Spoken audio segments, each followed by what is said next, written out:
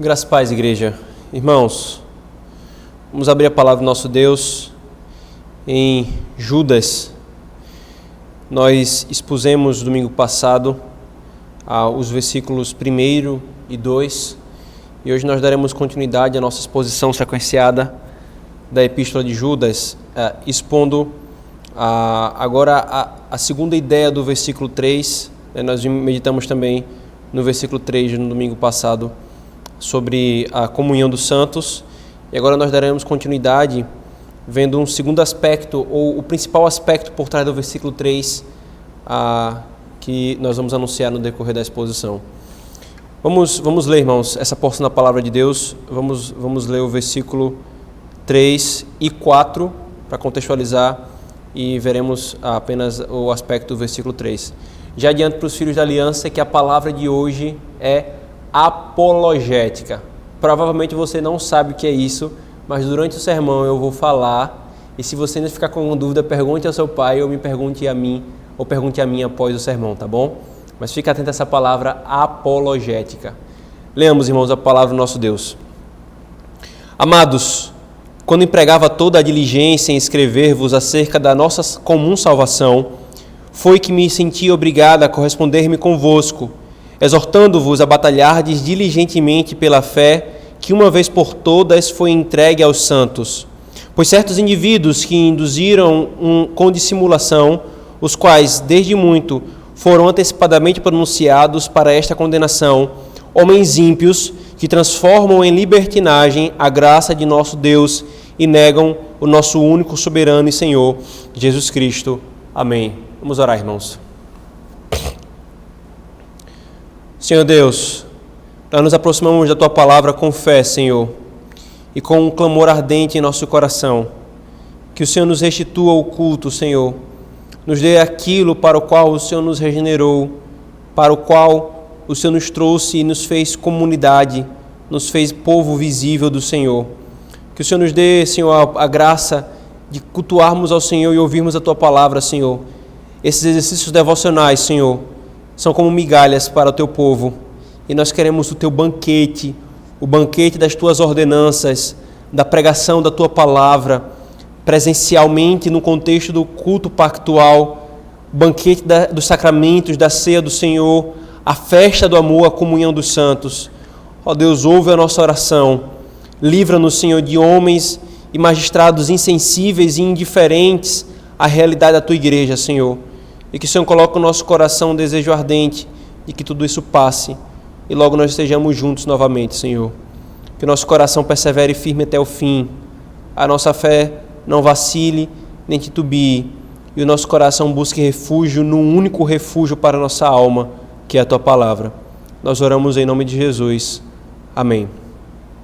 Queridos, nós vimos nas exposições passadas que Judas, o meio-irmão do nosso Senhor Jesus Cristo e irmão de Tiago, que fora pastor na igreja de Jerusalém, esse irmão nosso escreveu essa pequena epístola com um propósito que nós vimos no versículo 3, que foi tratar da nossa comum salvação, mas enquanto ele pensava e considerava tratar sobre isso, ele se viu obrigado a escrever sobre um outro assunto que ele diz, para que vocês batalhem diligentemente pela fé. Eu decidi escrever-vos para encorajá-los a batalharem pela fé. Essa mudança, irmãos, só essa mudança, como nós vimos nos domingos, nas exposições anteriores, só essa mudança de última hora nos ensina e nos ensinou dois princípios. O primeiro, que há situações que na providência do Senhor deve-se surgir uma necessidade específica que nós temos que ver e dar atenção. E nós vimos isso no sermão passado.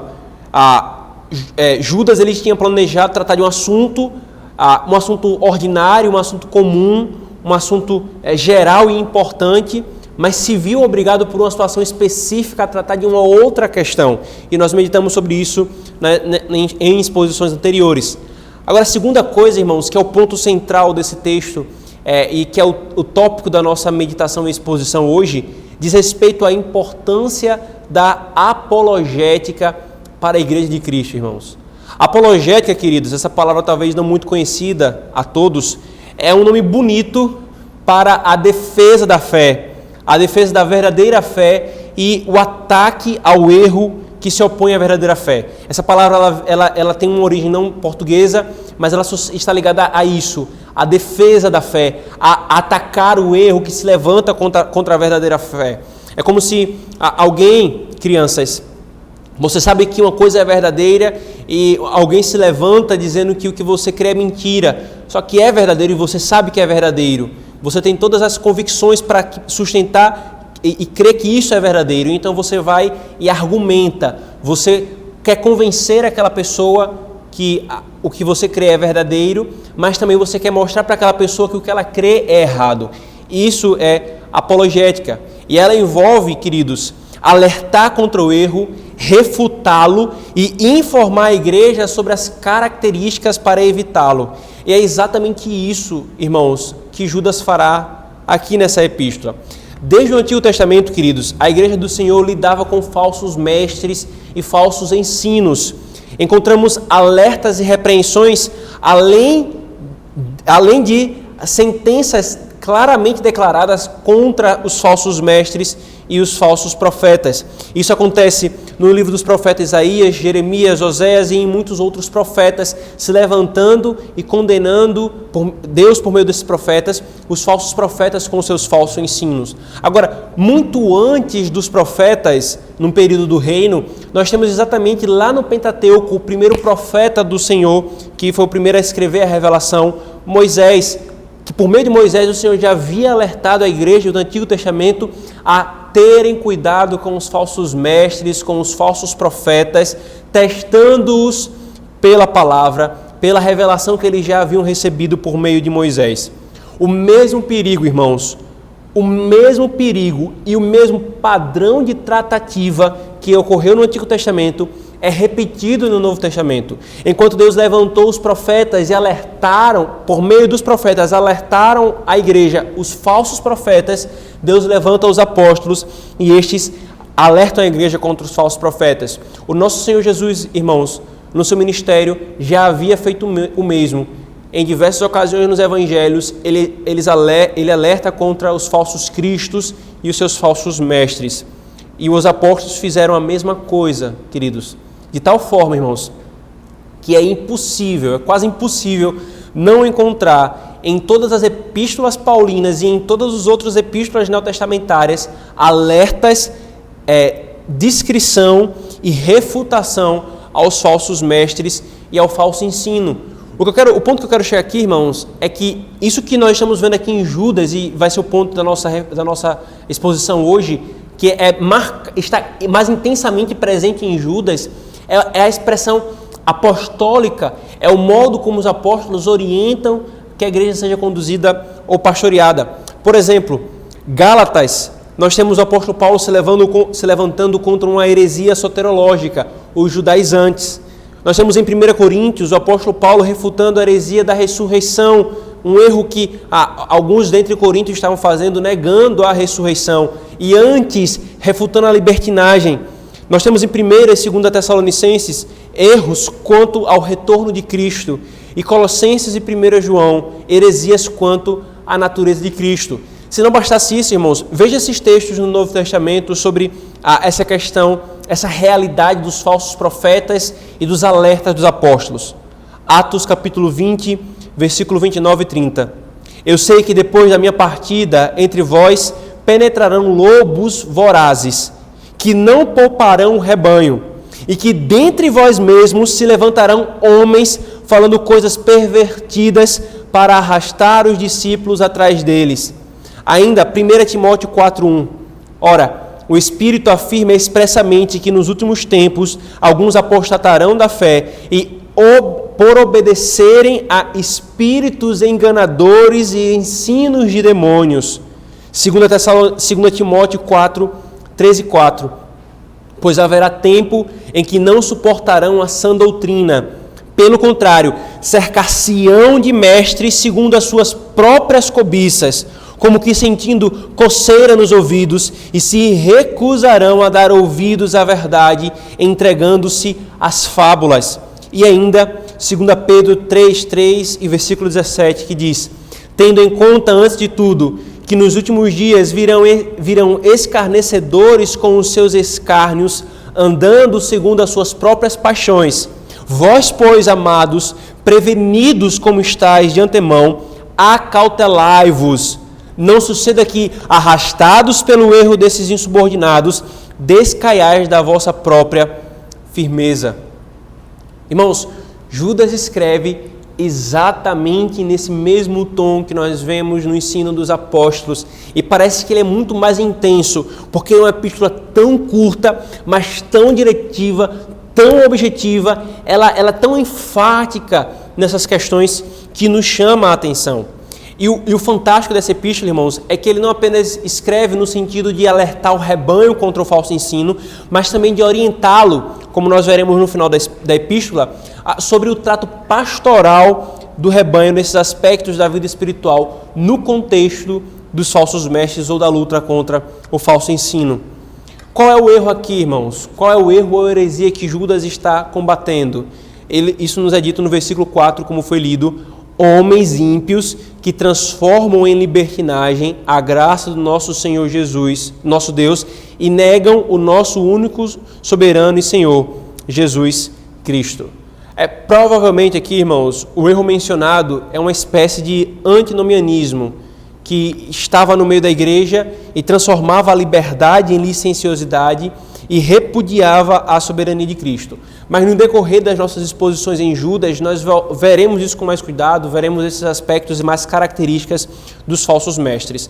O ponto aqui, irmãos, que eu quero enfatizar, e a questão principal desse versículo 3, como nós anunciamos, é exatamente o que o Senhor quer nos ensinar aqui, por meio de Judas: a importância da apologética para a igreja. A importância da apologética para a igreja. Veja que interessante, irmãos. Judas, ele pretendia tratar de uma coisa que nós poderíamos dizer que é essencial à salvação, que num senso comum nós diríamos, é isso que importa. Eu queria tratar com vocês, eu estava escrevendo e pretendendo tratar com vocês sobre a nossa comum salvação. Ora, isso é o essencial. Só que então ele fala, eu optei não tratar disso para tratar de outra coisa. A defesa da fé. Vocês precisam batalhar pela fé que lhes foi entregue pelos apóstolos e que vinham desde os profetas. A batalha pela fé, irmãos, é isso que Judas vai tratar aqui. Essa palavra para batalha, irmãos, só aparece aqui em Judas, e ela traz a ideia exatamente de combater em defesa de alguma coisa, ou lutar por alguma coisa que está sendo atacado. É claro, irmãos, que a fé, a palavra de Deus, ela não é sem poder, que ela precise de defesa. O ponto não é esse. O ponto é a igreja, com o seu papel de testemunha do testemunho de Deus, levantar-se em favor dela. E isso nos ensina aqui, irmãos, primeiro, que a apologética é importante e não deve ser relegada a algo de pouca importância, desnecessário ou até mesmo evitado. Aliás, irmãos, se nós pararmos para pensar, como diz um apologeta calvinista chamado Oliphant, ele diz, Scott Oliphant, ele diz, a Bíblia toda é uma apologética. A Bíblia toda é Deus mostrando aos homens a inconsistência dos seus raciocínios e pensamentos vãos, a inconsistência dos seus falsos afetos, falsas crenças, falsos deuses, e dizendo, eu sou o único Deus vivo e verdadeiro, é a mim que vocês têm de servir. Toda a Escritura é uma apologética. Deus mostrando por todos os caminhos possíveis que os homens devem crer nele. E não necessariamente um exercício intelectual, embora também envolva esses aspectos, mas um aspecto de apologética diretamente confrontando e convencendo os homens do seu pecado, da justiça e do juízo. Segundo, então, irmãos, como ministro do Evangelho, quando o texto pedir, eu devo alertar os irmãos contra erros e heresias do ontem, que continuam hoje, e as que surgem hoje, capacitá-los a se protegerem e a refutar tais erros. Dá, no tocante ao meu papel de ministro, não apenas eu, mas qualquer outro ministro zeloso, o material para se protegerem tanto dos falsos mestres quanto do ensino equivocado de crentes genuínos. E aqui, irmãos, isso vai ficar claro no decorrer do sermão, mas eu já quero estabelecer aqui. Há uma distinção clara entre erros de irmãos crentes no Senhor, crentes cristãos genuínos, que devem ser sim refutados, devem ser confrontados com um espírito diferente do que nós fazemos com a heresia, com os falsos mestres. Disso então, irmãos, surgem duas aplicações sobre as quais nós nos debruçaremos hoje, queridos. A primeira ficará na primeira parte do exercício devocional pela manhã, e é sobre a importância disso para o ministério pastoral e a igreja local.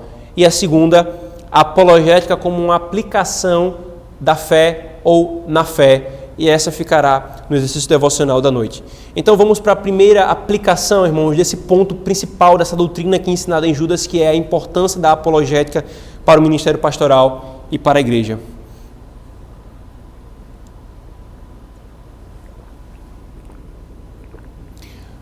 Por essa convicção, irmãos, de que a apologética não é de pouca importância, a partir não apenas desse texto, mas de diversos outros textos nessa Escritura Sagrada, irmãos, sempre que possível, sempre que o texto pedir isso ou der essa possibilidade ou exigir tais aplicações, todo ministro, irmãos, todo ministro do Evangelho é obrigado, como Judas disse que o foi. Ele disse, eu ia tratar sobre a salvação comum.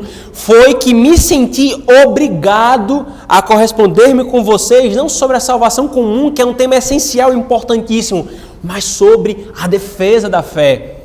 Todo ministro do Evangelho, irmãos, é obrigado a mostrar como a verdade triunfa sobre o erro, como ela o contradiz, refutando os erros que se levantam, erros e heresias que se levantam contra a palavra de Deus. Já tive, irmãos, maravilhosas oportunidades de conversas e refletir isso com 3 ou 4 irmãos da nossa igreja e na minha caminhada como um todo, e comumente é feita uma pergunta sincera, mas se você só afirmar o verdadeiro, as pessoas não rejeitarão o erro? Para que ficar confrontando o erro no sermão ou em aulas ou qualquer coisa do tipo? Por que isso, né? Se só afirmar a verdade, as pessoas não vão saber distinguir o erro. Sendo bem objetivo, irmãos, a resposta é não. E às vezes usa-se uma ilustração fantástica do dinheiro falso e do dinheiro verdadeiro, né? A pessoa diz, se a pessoa sabe quais são as características do dinheiro verdadeiro, ela conhece bem o dinheiro verdadeiro, ela com muita facilidade vai saber identificar o dinheiro falso. E isso está certo.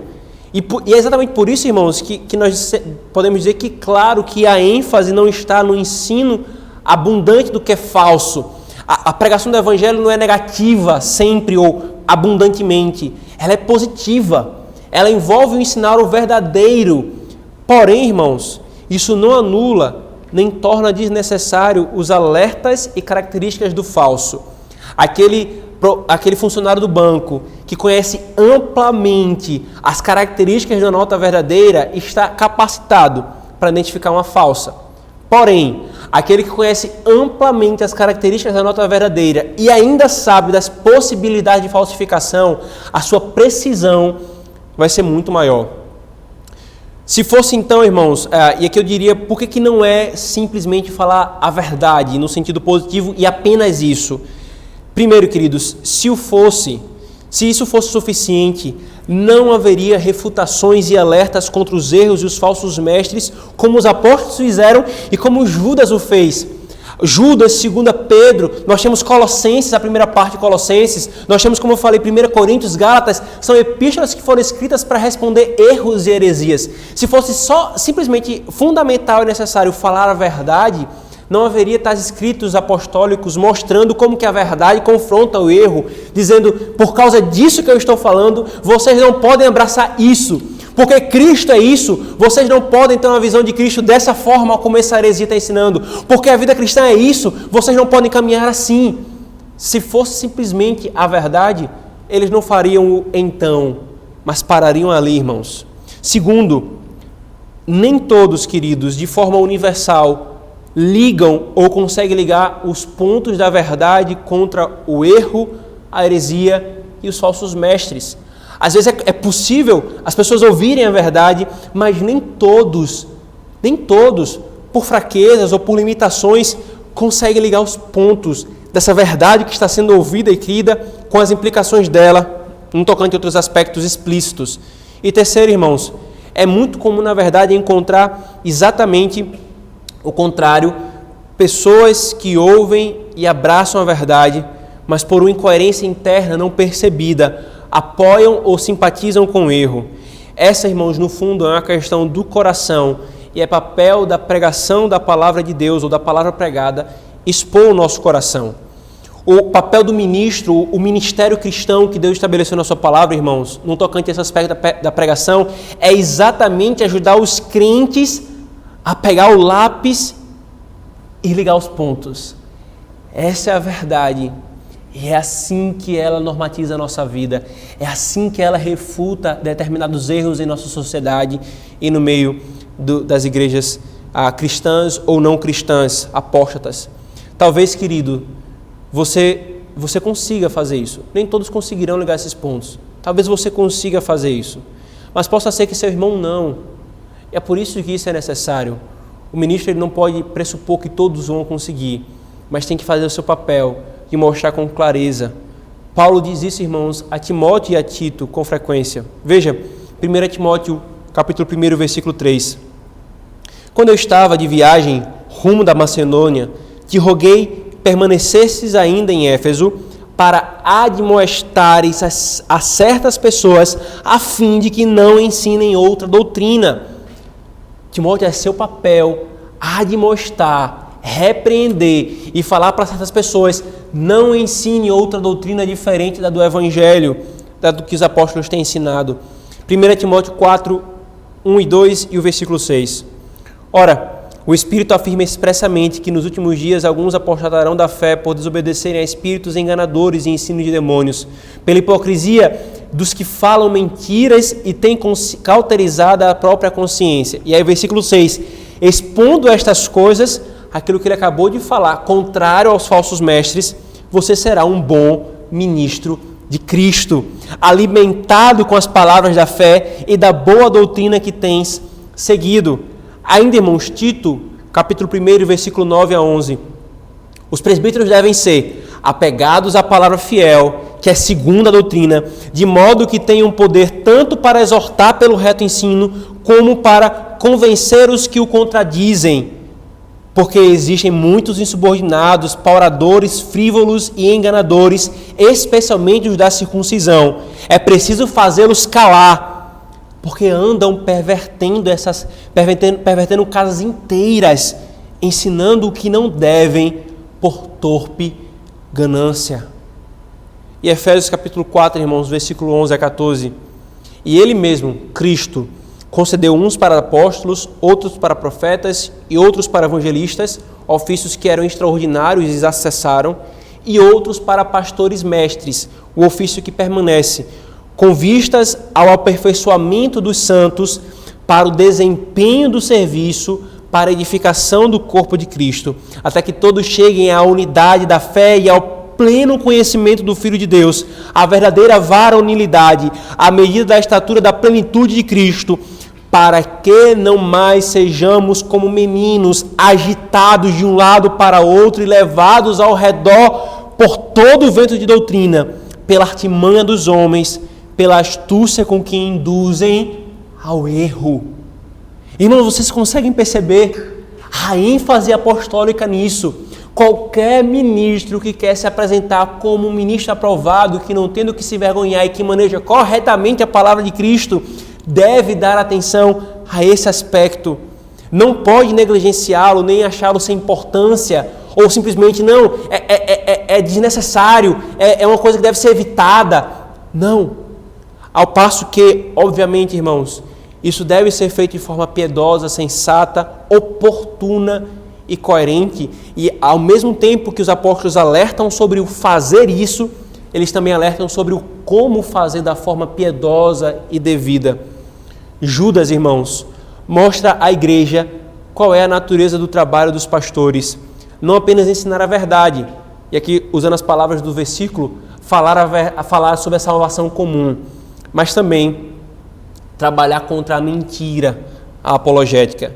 É assim, irmãos, que devemos pautar a pregação em nossa igreja, a partir da prática apostólica, que inclui a apologética e o capacitar os crentes por uma exposição e hermenêutica sóbria, coerente e fiel à ortodoxia cristã, para que eles refutem o erro e o engano.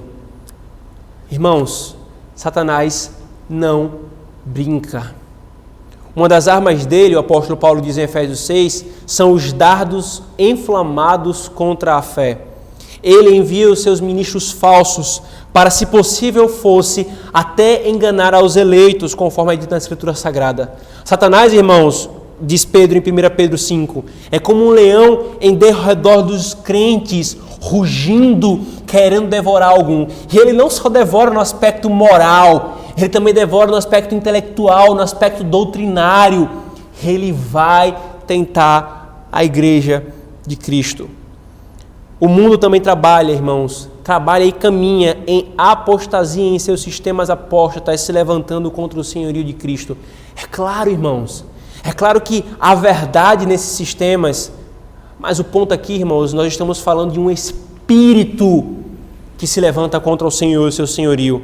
Até aquele homem que tem a verdade em seus lábios, porque Deus o colocou ali, não por sua capacidade racional ou empírica, mas pelo Espírito do Senhor, que na sua providência sustenta a sua criação, até esse fala a verdade de uma forma apóstata e se levantando contra o senhorio de Cristo em seu coração.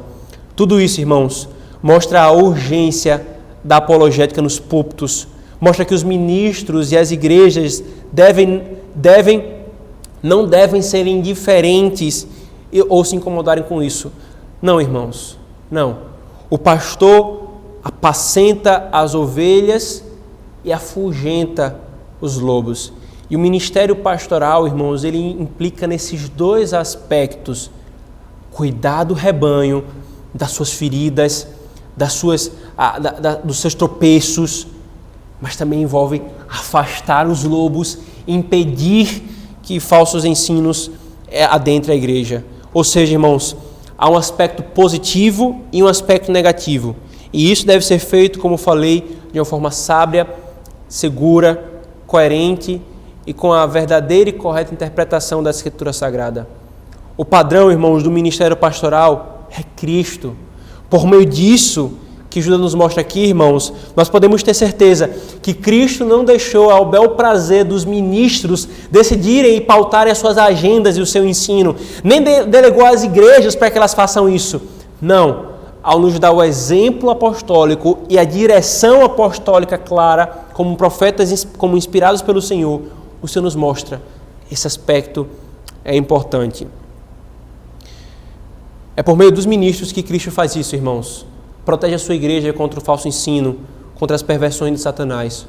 O próprio Cristo, irmãos, cuida e protege da sua igreja. A apologética visa apresentar uma igreja sã, protegida e preparada para Cristo, para a glória de Cristo.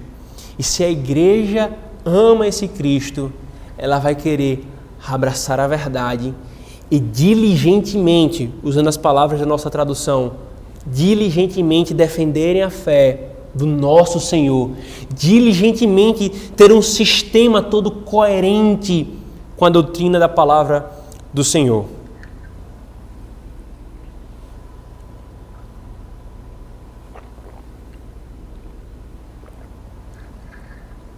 Até aqui, irmãos, nós vimos a importância da apologética no ministério pastoral e na igreja, a partir da mudança de propósito de Judas.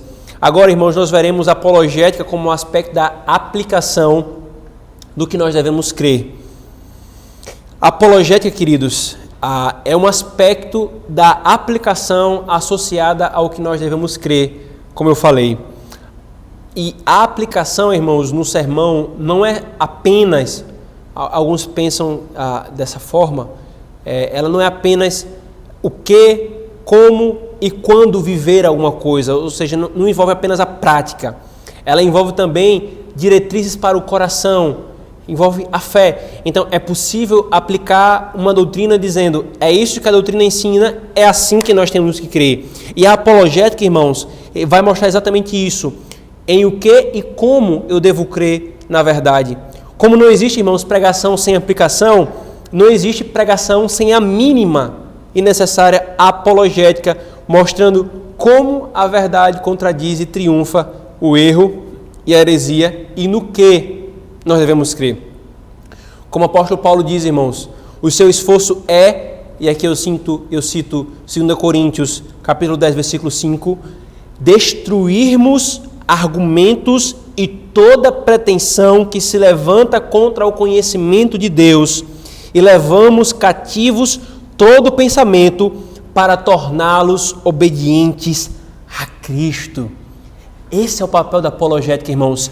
Destruir todo argumento, toda pretensão que se levanta contra Cristo, contra a sua palavra, e levar tais pensamentos cativos a Cristo. Esse é o Senhor. Ele é a fonte do verdadeiro conhecimento. Ele é o verdadeiro exegeta da realidade, da criação e do mundo. Se eu quero entender o mundo corretamente, se eu quero fazer ciência corretamente, se eu quero lidar com a vida corretamente, eu preciso ouvir a palavra, começar por ela e ser julgado por ela. Não se faz isso, irmãos. Não se destrói o conhecimento que se levanta contra Cristo, querendo levar o pensamento cativo a Ele, sem atacar o erro e as falsas bases dele. O nome desse ataque é apologética. Nosso coração, irmãos, é escorregadio.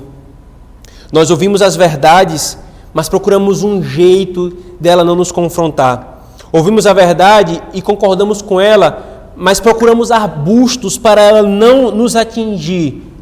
A apologética ou a argumentação corre exatamente para arrancar esses arbustos para que nós não tenhamos onde nós nos escondermos. O coração do ímpio, irmãos, que ouve a palavra de Deus, é pior ainda. O homem que se opõe a Cristo precisa claramente ver que suas crenças, conceitos e vidas não condizem com Cristo. E é claro, irmãos, que isso deve ser feito de forma amorosa, cuidadosa, respeitosa, mas fazer dessas formas não é não fazer, é fazer da forma correta. Não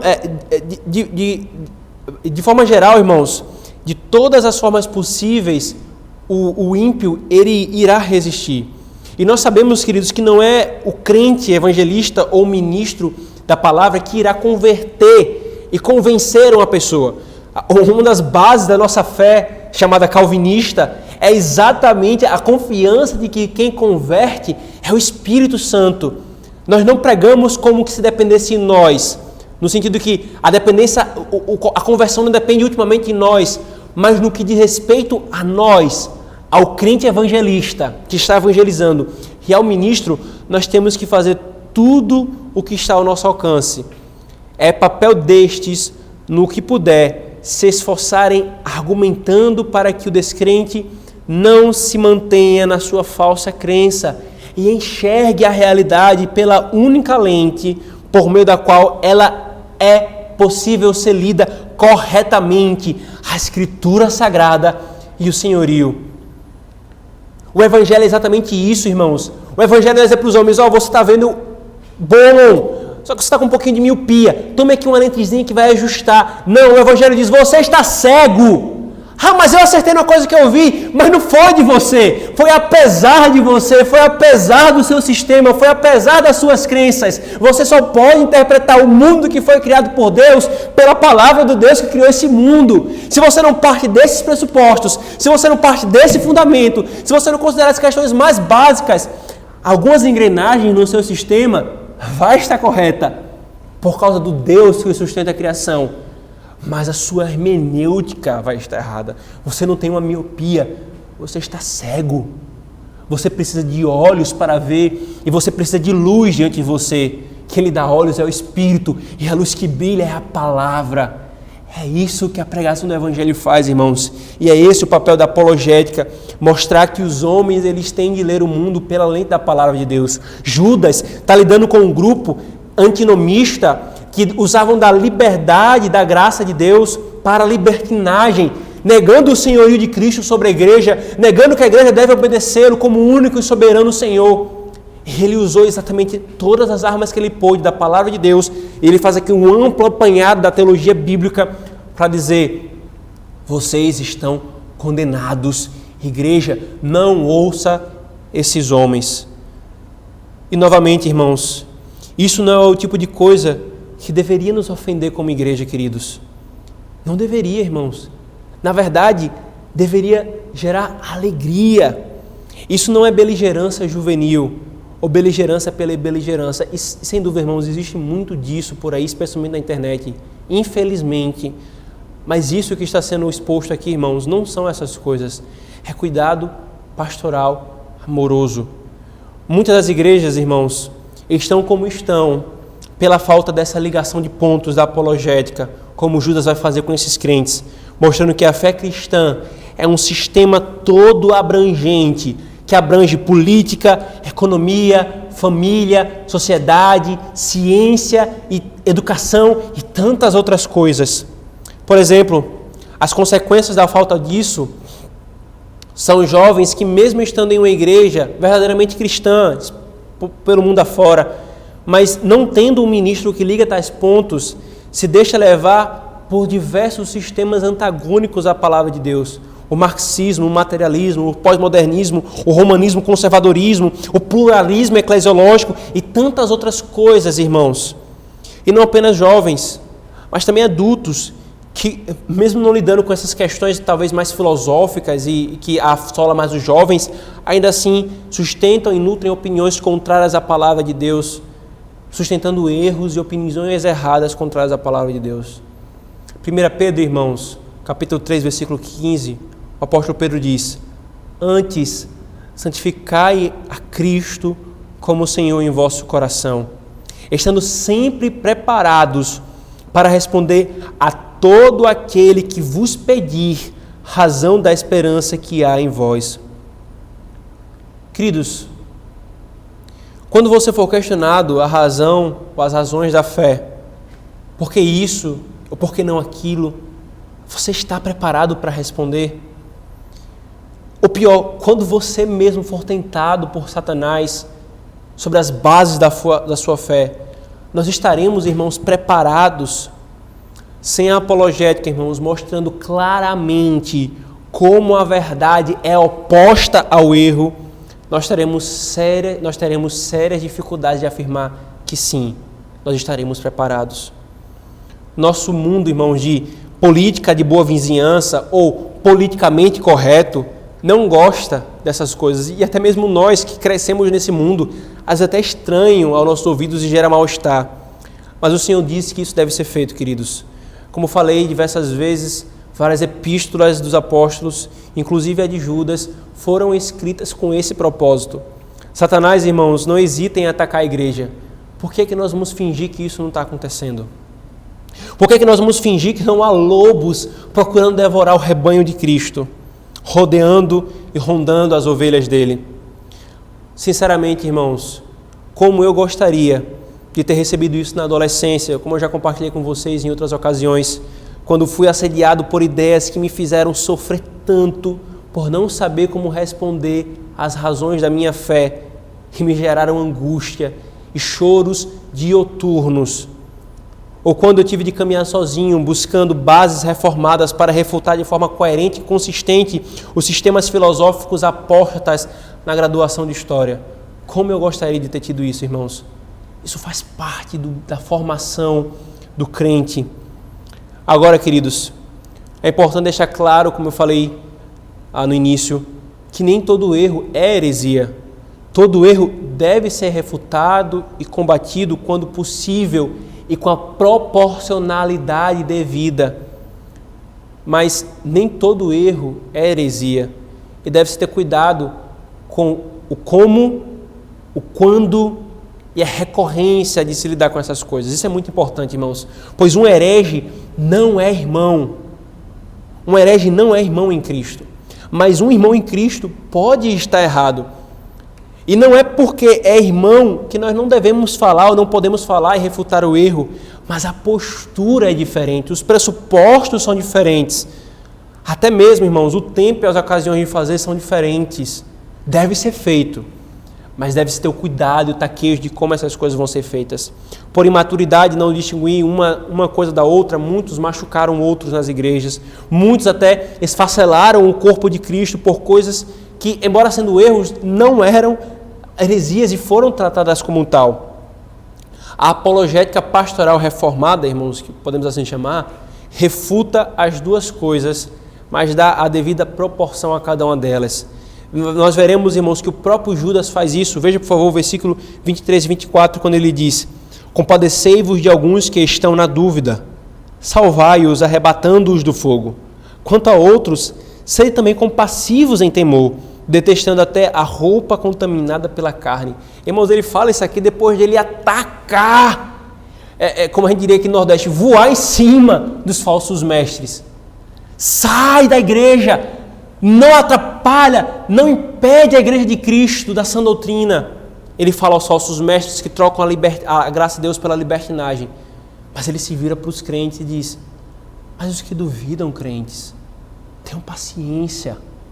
Os que estão na dúvida, os que de alguma forma têm alguma fraqueza, salvai-os, sejam compassivos em temor, mostrando a diferença entre uma coisa e outra. Como o seu coração, crente, tem lidado com os erros? Como o seu coração vê a apologética? A ver com sangue nos olhos ou de uma forma piedosa? A ver como desnecessária, indevida, inconveniente ou até mesmo ou entende que é realmente uma necessidade pela prática e pela instrução apostólica? Você se incomoda com ela, com a apologética, ou se alegra em ser capacitado por meio dela? Você consegue perceber a diferença entre erros e heresias, ou confunde as duas coisas batendo em tudo que é irmão? Ou diminui as diferenças entre a heresia e o erro, fragilizando assim a verdade em um pluralismo pecaminoso? Como nós temos lidado com tudo isso, irmãos? A Epístola de Judas nos ensina a fazermos isso corretamente. Lidemos com a apologética de forma piedosa, terna e compassiva, irmãos, batalhando pela fé, sim, piedosamente. Vejamos ela como algo necessário para a vida cristã e fortalecimento da fé e da unidade da igreja. Alegremos-nos quando isso ocorrer no seu púlpito e no púlpito de outras igrejas zelosas pela palavra. Não confunda erros com heresias, tanto pela negação quanto pela confusão das duas coisas. Isso é terrível para a igreja de Cristo. Judas, irmãos, nos ensina e nos ensinará todas essas coisas maravilhosas em maiores detalhes. Tudo isso, irmãos, ou o fim de tudo, é Cristo ser glorificado pela verdade vivida na vida, querida no coração, pensada no intelecto e amada no afeto. Esse é o objetivo de tudo isso, queridos.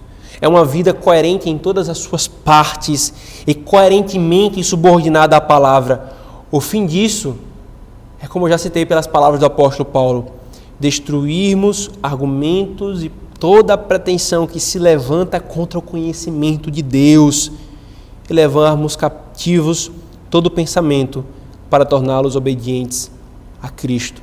Em suma, irmãos, o objetivo da apologética é que Cristo, e apenas Cristo com a sua verdade, triunfem. O erro, Satanás e seus falsos mestres não prevaleçam em nosso coração. Que Deus nos abençoe, irmãos, e nos faça amar cada vez mais a sua palavra e ao nosso Senhor Jesus Cristo. Amém. Vamos orar. Senhor Deus, Pai bendito, tem misericórdia de nós, Senhor.